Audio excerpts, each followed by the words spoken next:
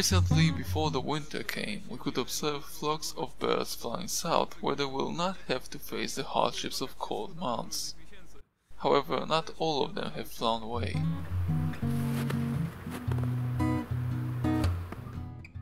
During walks along the banks of the rivers or lakes, we can still meet representatives of some species who have stayed in the country and are tirelessly standing on the ice and snow.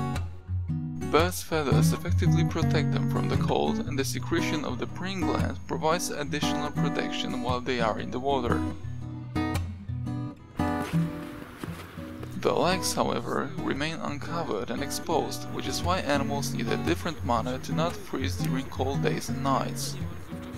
They manage to develop this manner, and the circulatory system is responsible for that.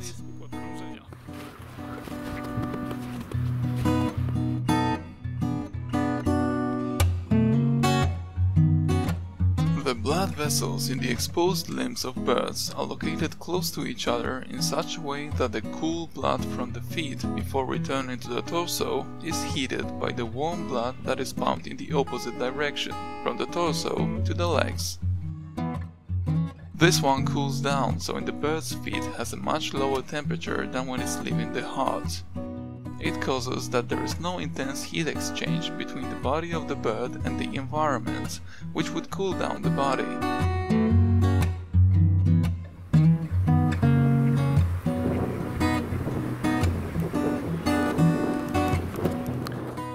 Birds have cold feet, but they keep the general temperature of the body at an appropriate level, and thanks to that they do not freeze during the winter months.